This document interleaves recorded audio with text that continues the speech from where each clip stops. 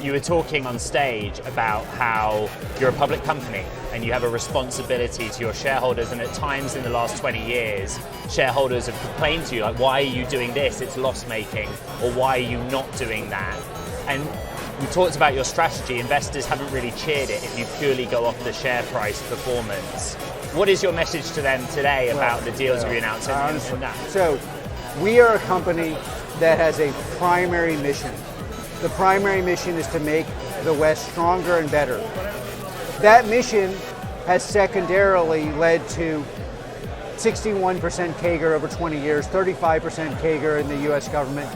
And the share price thing is, I think, a little bit of a red herring because all tech is down. I don't think our shares have been any more punished than anyone else's. So if you are an investor and you want to go long on transforming our country and our allies, you have a home at Palantir. I have never, ever, ever wavered from that statement. And if you don't want to invest in us because of that, you should. And if you're investing in us thinking I'm going to change, you're making a mistake. We lay our cards on the table. There is nothing besides transparency here. When we went to the Ukraine, I didn't ask them, can you pay us? I said, here's the product. If I had gone to Standard & Investor, they'd be like, well, you can't do this until they pay you.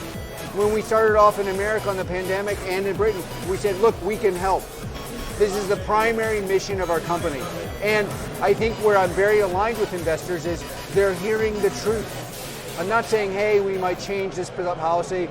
We might do crazy deals in adversarial countries. We might put the other missions ahead of our point. No, and by the way, I tell the most important investors that every day, Palantirians, and I tell our retail investors whom I revere that every time I go on TV, you know what you're buying when you buy Palantir. In the spirit of transparency, you yourself have sold stock regularly since the lockup expiry in 2021.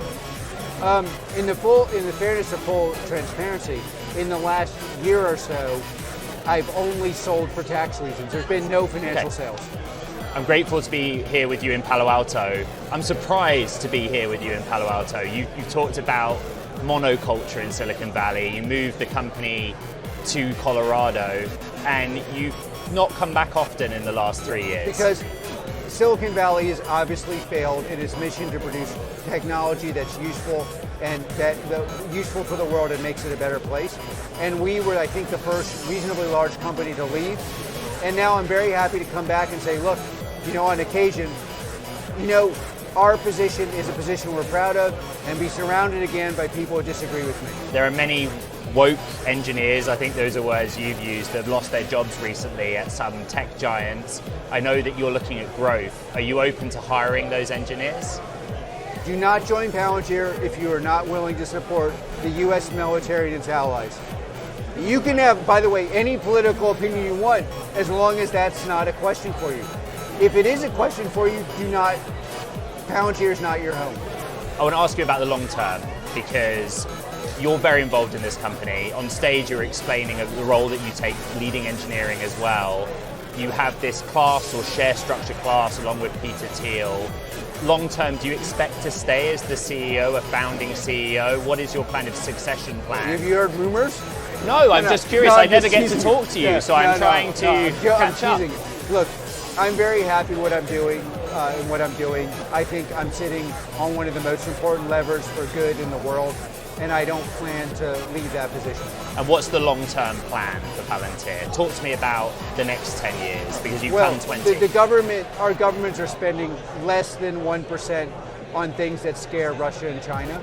I want that to change to like 5%, and Palantir will obviously be a large portion of that. And then on the commercial side, look, making sure an industry that's dynamic wins is something we're passionate about. So we're going to grow and build and build. Over 20 years, we've built 4, arguably 5 of the most important software products in the world. Over the next 20 years, we'll build 4 or 5 of the most significant software products in the world.